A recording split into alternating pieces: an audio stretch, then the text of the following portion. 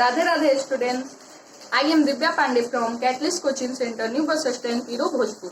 पिछली वीडियो में मैं आपको क्लास 11 के मैथ का एक्सरसाइज 1.1 का तीसरा क्वेश्चन सॉल्व करने के पहले कुछ बेसिक कॉन्सेप्ट क्लियर की थी, जिसमें कि आपको संख्या से संबंधित जितनी भी परिभाषा थी सब मैं बताई थी। आज के इस वीडियो में मैं तीसरा का पहला क्वेश्चन सॉल्व करने जा रही हूँ, जिसे आप देखिए और समझे। तीसरा का पहला क्वेश्चन कर रहा है निम्नलिखित समुच्चय को रोस्टर रूप में लिखे। रोस्टर रूप में लिखने के लिए आपको मैं पिछली वीडियो में बताई थी, जो रोस्टर रूप में मंझली कोष्ठक के अंदर कॉमा दे के लिखते हैं। तो यहाँ तीसरा का पहला क्वेश्चन कर रहा है ए बराबर मंझली कोष्ठक के अंदर एक सच डेट एक्स, इसे पढ़ते हैं एक सच डेट एक्स एक पूर्णांक है और x is greater then -3 and less then 7, यानी इसका मतलब हुआ x का मान जो है x is greater then -3 and less then 7। इसका अर्थ हुआ x का जो मान है वो -3 से बड़ा और 7 से छोटा है। तो यहाँ हम लिखेंगे, प्रश्न से स्पष्ट है कि जो दिया है पूरा क्वेश्चन ए बराबर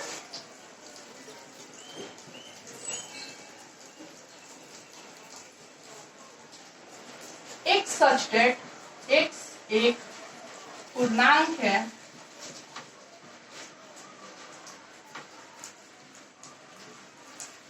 और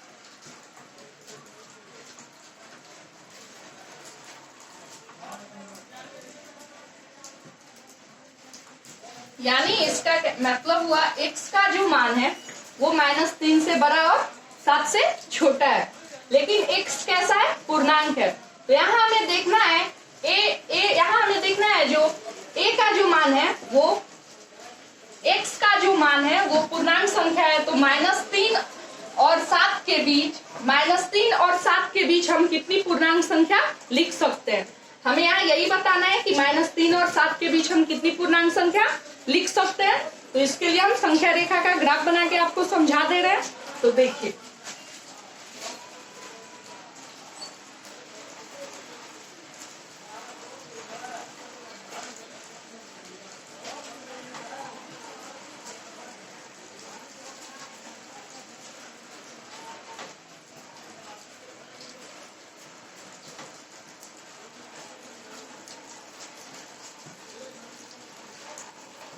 और आपको पता है ये अनंत होता है और इधर माइनस अनंत होता है।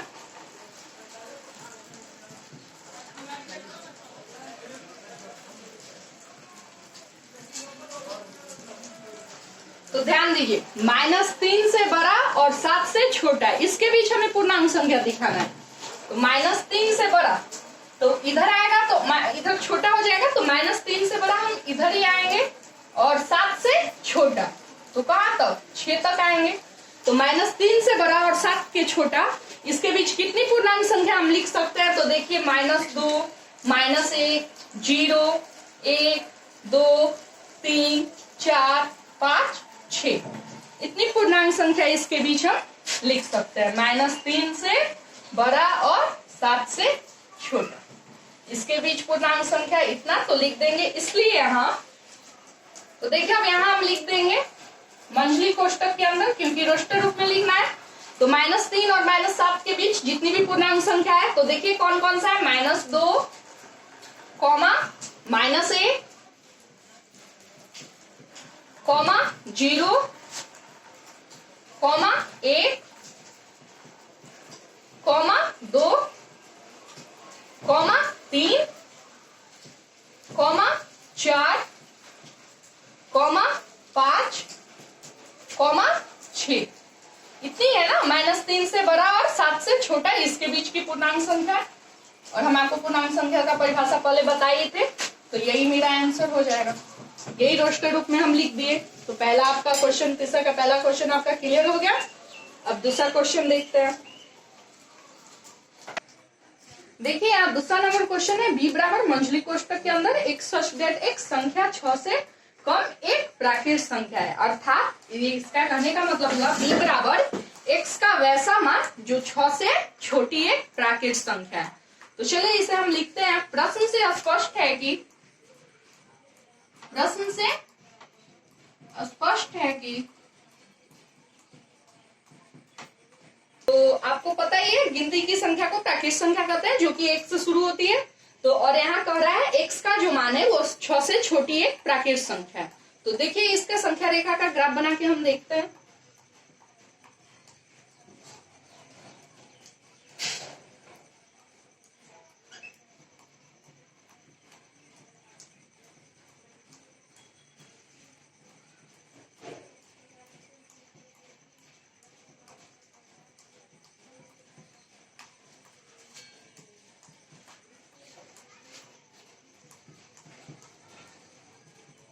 तो 6 से छोटी प्राकृत संख्या, तो 6 यहाँ है और क्या कर रहा है, इससे छोटी। और हमें पता है जो गिनती प्राकृत संख्या गिनती की संख्या कहते हैं जो 1 से शुरू होती है। तो 6 से छोटी, तो हम इसी इधर ही पढ़ेंगे। और 6 से छोटा 1 ही से ये शुरू हो रहा है। तो देखिए, तो इसके बीच कितनी प्राकृत संख्या हो सकती है 6 से छोटी? तो देखिए 1 2 3 4 5। तो हम यहां लिख देंगे बराबर 6 से छोटी प्राकृत संख्या जो कि 1 से शुरू होती है। तो देखिए 1 2 3 4 5, इतना ही 6 से छोटी प्राकृत संख्या है। तो लिख देंगे हम यहाँ b बराबर मंझली कोष्टक के अंदर 1 2 3 4 5 6। तो 6 से छोटी कह ही रहा है, यही हमारा आंसर हो जाएगा। आपको ये समझ में आ गया होगा। अब इसका तीसरा क्वेश्चन देखते हैं क्या कर रहा है। देखिए तीसरा क्वेश्चन कर रहा है c बराबर मंझली कोष्टक के अंदर एक सच डेट x 2 अंकों की ऐसी प्राकृत संख्या है जिसके अंकों का योगफल 8 है। अर्थात कहने का मतलब हुआ c बराबर x का वैसा मान जो 2 अंकों की प्राकृत संख्या है और जिसके अंकों का योगफल 8 है। तो इसे हम देखते हैं। तो पहले तो लिखेंगे, प्रश्न से स्पष्ट है कि, देखिए प्रश्न से स्पष्ट है c बराबर इतना, जो क्वेश्चन दिया था वो हम लिख दिए। और यहाँ है प्राकृत संख्या, तो हमें पता ही है गिनती की संख्या को प्राकृत संख्या कहते हैं जो 1 से शुरू होती है। और यहाँ कह रहा है 2 अंकों की, तो 2 अंकों की संख्या 10 से शुरू होती है जो कि 99 तक जाती है। तो 2 अंकों की हमें ऐसी प्राकृत संख्या देखना है जिसका योगफल 8 हो। तो अगर हम यहाँ देखें 17 2 अंक की संख्या है और एक प्राकृत संख्या है 17। तो देखिए 7 और 1 + 7 यानी 8, इसका योग 8 होगा। तो हम लिख सकते हैं इसके अंकों का योग 8 होगा, 1 + 7 यानी 8, यानी ये 17। अब देखिए, अब हम यहाँ लिख सकते हैं 26। तो ये 26 यानी इसके अंकों का योग 2 + 6 यानी 8 होगा। तो 26। अब देखिए, अब यहाँ हम लिख सकते हैं 35, क्योंकि 3 + 5 यानी 8, इसके अंकों का योगफल 8 होगा। तो 35।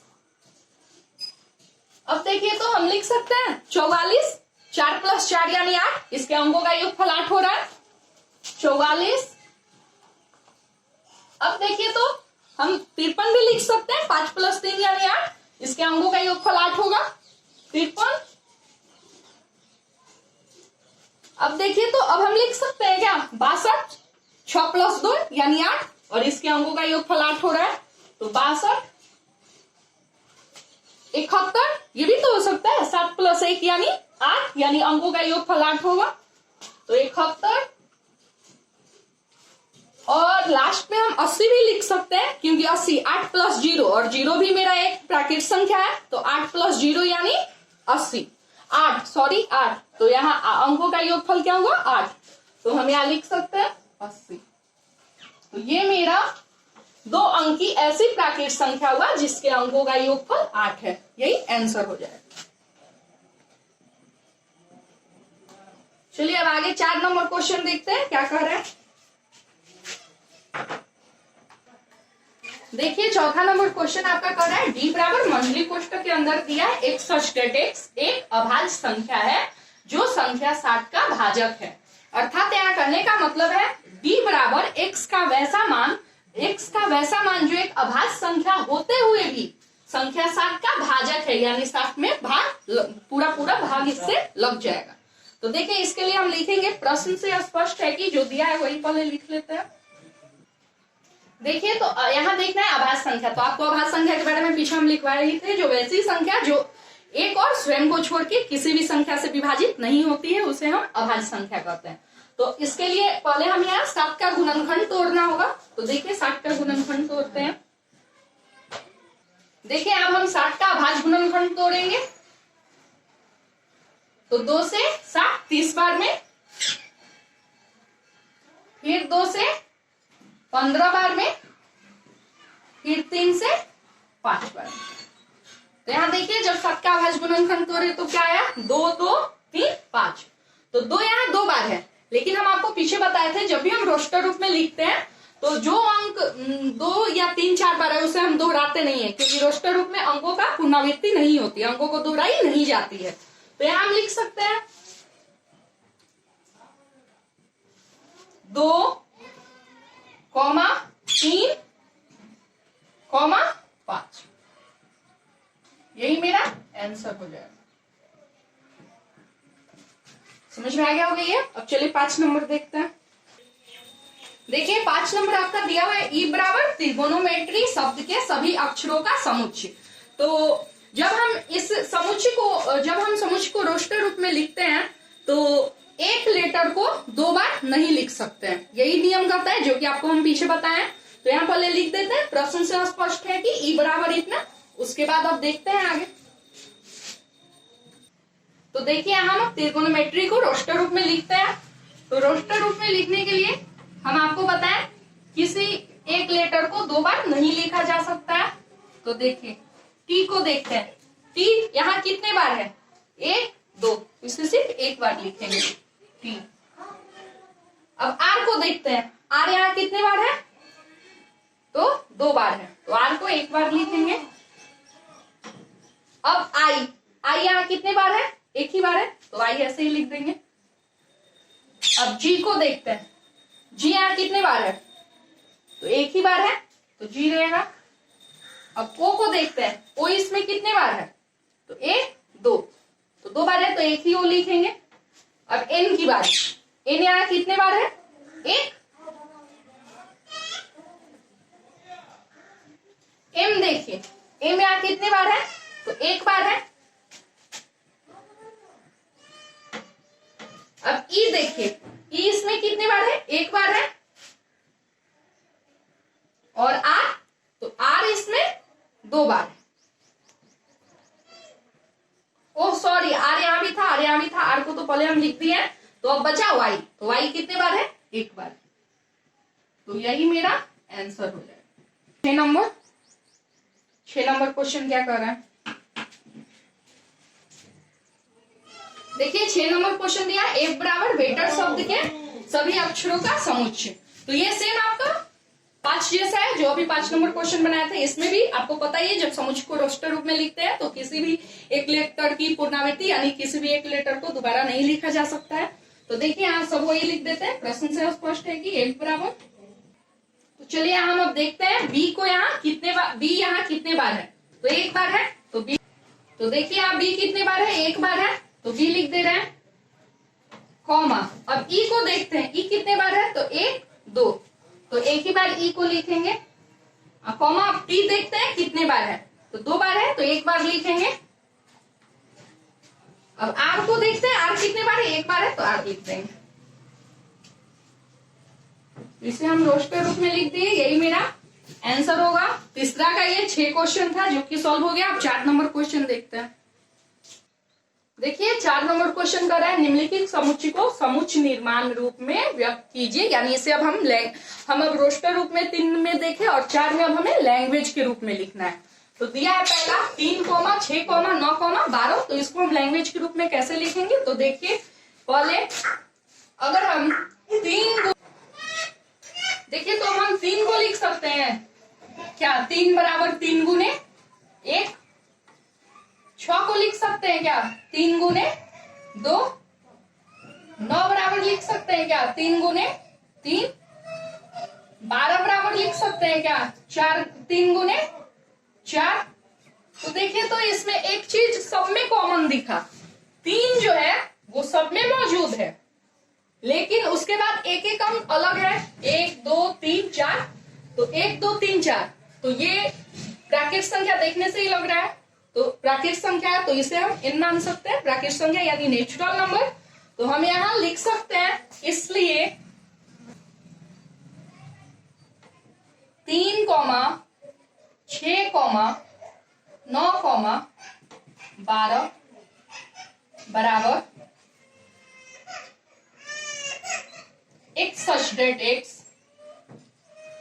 3, ये सब 3 का मल्टीपुल है, ये सब हमारा 3 का मल्टीपुल है, तो 3 और 1 2 3 4 ये n, इसे n हम मान लेते हैं, n नेचुरल नंबर। तो लिख सकते हैं जहां n बराबर क्या है मेरा 1 2 3 4, 1 2 3 4। तो ये जो n बराबर 1 2 3, तो देखिए यहां जहां n जो है पूर्णांक संख्या बराबर लिख दिए 1 2 3 4। तो अब ये जो 1 2 3 4 है, अब इसको इक्वालिटी के रूप में सजाएंगे शॉर्ट फॉर्म में। तो चलिए अब यहां लिखते हैं बराबर x सच डेट x बराबर 3n। अब इसे हम, अब इसके बाद देखिए हम लिख सकते हैं comma x is element of n, sorry x यानी पूर्णांक संख्या तो छोटा है, तो n is element of n। अब ये जो 1 2 3 4 है, इसको इक्वालिटी के रूप में शॉर्ट फॉर्म में लिखेंगे। तो लिखेंगे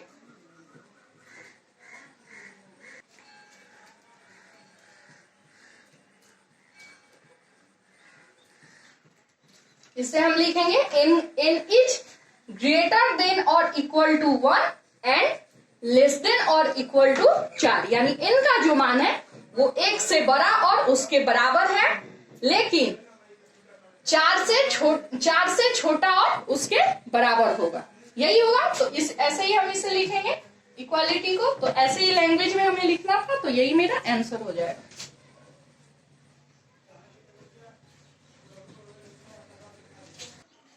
देखिए ये दूसरा आपका दिया है मंजिल कोष्टक के अंदर 2 4 8 16 32, इसे भी अब हमें लैंग्वेज के रूप में लिखना है। तो इसके लिए देखिए यहाँ हम लिख सकते हैं क्या 2 बराबर 2 का पावर 1, 4 है तो लिख सकते हैं क्या 4 बराबर 2 गुने 2 यानी 2 का पावर 2। 8 है तो लिख सकते हैं 8 बराबर 2 गुने 2 यानी 2 का पावर 3। अब देखिए 16 है तो लिख सकते हैं क्या 16 बराबर 2 गुने 2 यानी 2 का पावर 4। 32 है तो लिख सकते हैं क्या 32 बराबर 2 गुने 2 4 8 16 32 यानी 2 का पावर 5। तो अब देखिए तो इसमें एक चीज कॉमन है, 2 सब में शामिल है, लेकिन सिर्फ सबका जो ये पावर है ये अलग है। एक चीज इसमें कॉमन है जो 2 सब में मौजूद है, लेकिन सबका पावर अलग है। तो इसे अब हम ऐसे लिख सकते हैं, इसलिए 2, 4, 8 2, 4, 8, 16, 32 बराबर मंजरी कोष्टक के अंदर x सच डेट x और ये 2 और ये 1 2 3 4 ये n, तो लिख सकते मान लिए यानी 2n, जहां सॉरी यहाँ 2n नहीं लिखेंगे क्योंकि यहाँ सब पावर में है, तो ये हो जाएगा 2 का पावर n, जहां n बराबर देखिए जहां n बराबर क्या है तो 1 2 3 4 5, तो 1, 2, 3, 4, 5। तो अब इसको लिख सकते हैं बराबर x सच डेट x बराबर 2 का पावर n तथा n ये पूर्णांक है तो n is element of n, sorry यहाँ जो 1 2 3 4 यानी n जो है ये प्राकृतिक संख्या है, इसलिए n is element of n यानी नेचुरल नंबर कॉमा, तो ये लिखेंगे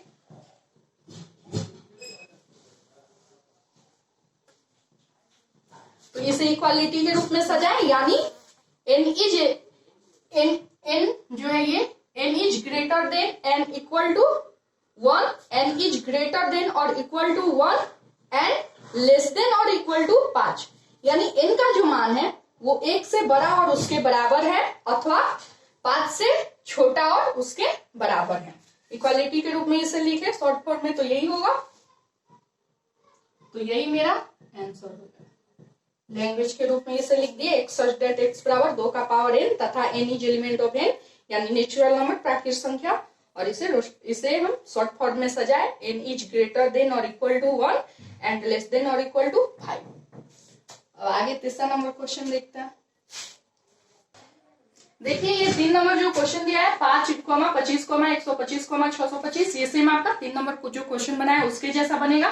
तो देखिए ये लिख सकते हैं 5 बराबर, सॉरी जो 2 नंबर क्वेश्चन बनाया उसी के जैसा 3 नंबर बनेगा। तो 5 बराबर 5 का पावर 1, 25 बराबर हम लिख सकते हैं क्या 5 गुने 5 यानी 5 का पावर 2। अब देखिए 125 बराबर हम लिख सकते हैं क्या 5 गुने 5 यानी 5 का पावर 3। 625 बराबर हम लिख सकते हैं क्या 5 गुने 5 यानी 5 का पावर 4। तो अब इसे हम लिखेंगे, इसलिए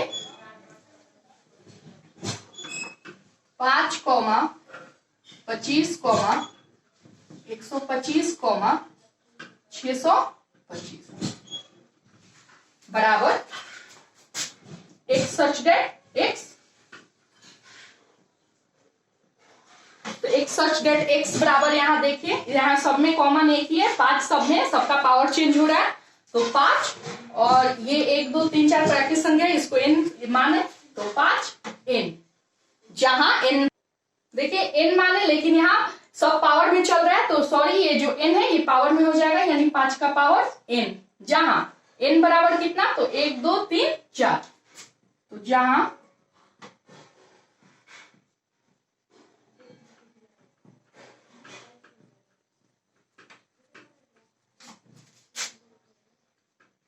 तो अब देखिए ये जो n बराबर 1 2 3 4 ये क्या है प्राकृतिक संख्या है। तो अब देखिए अब फिर लिखेंगे मंदी कोष्टक के अंदर x सच डेट x बराबर 5 का पावर n तथा n is element of n यानी प्राकृतिक संख्या नेचुरल नंबर, तथा n is element of n, और ये जो मेरा 1 2 3 4 है इसे हम अब शॉर्ट फॉर्म में यानी इक्वालिटी के रूप में सजाएंगे तो हो जाएगा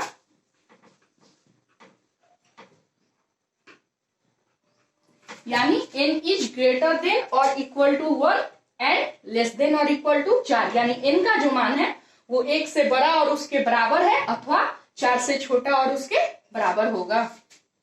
यही होगा लैंग्वेज के रूप में, यही मेरा आंसर हो जाएगा। देखिए यहाँ 4 नंबर क्वेश्चन है 2 4 6 डॉट डॉट आगे तक ये जाएगा। तो देखिए यहाँ एक चीज देखने को कॉमन, दो में अगर हम 2 से भाग दे तो ये भी कट जाएगा एक बार में, 2 से 4 में भाग दे तो 2 बार में कटेगा, 2 से 6 में भाग दे तो 3 बार में कट जाएगा, आगे ये टर्म चलते रहेगा।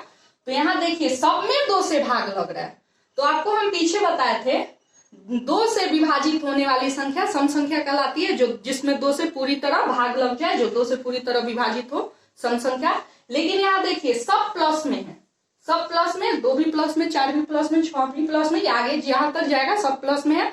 तो जब ये प्लस में है तो ये मेरा प्राकृतिक संख्या है। तो यहाँ हम लिख सकते हैं 2, 4, 6, डॉट डॉट बराबर x सच डेट x, यह एक सम प्राकृतिक संख्या है क्योंकि ये सम संख्या भी है और प्राकृतिक संख्या भी है। तो x सच डेट x, यह एक सच डेट x एक सम प्राकृतिक संख्या है, एक सम प्राकृतिक संख्या।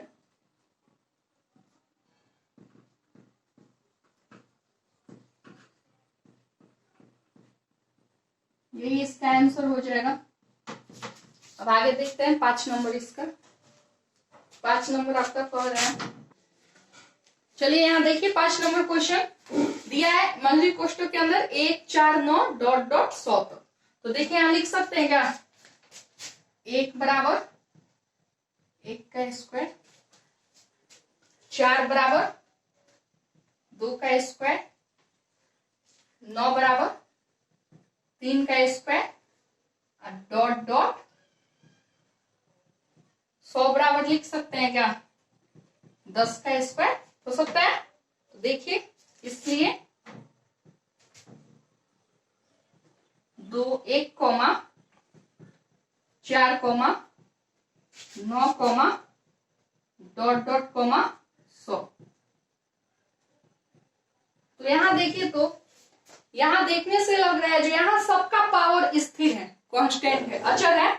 यहाँ जो 1, 2, 3, 4 ये जो आधार है ये बदल रहा है और पावर जो है सबका स्थिर है। और पहले हम देखे थे सबका पावर बदल रहा था लेकिन आधार जो था वो कांस्टेंट था, अचर था। तो यहां हम लिख सकते हैं बराबर x सच डेट x बराबर। तो देखिए यहाँ क्या हो जाएगा, आधार मेरा बदल रहा है, पावर स्थिर है, यानी 2 का पावर n हो जाएगा।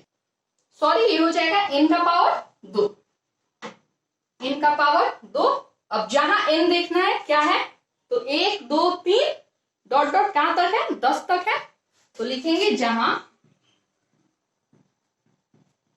n बराबर 1, 2, 3 डॉट डॉट 10।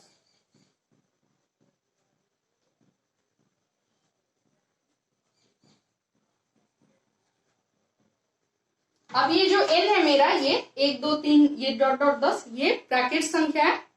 तो अब इसके लिए देखिए, अब यहां लिखेंगे x बराबर n स्क्वायर तथा ये मेरा प्रैक्टिस संख्या है।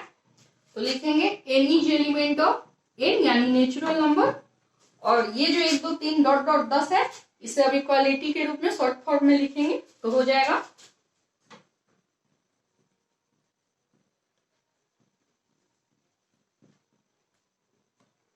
यानी n इज ग्रेटर देन और equal to 1 and less than और इक्वल टू 10, यानी n का जो मान है वो 1 से बड़ा और उसके बराबर है, अथवा या तथा 10 से छोटा और उसके बराबर होगा। यही मेरा आंसर हो जाएगा।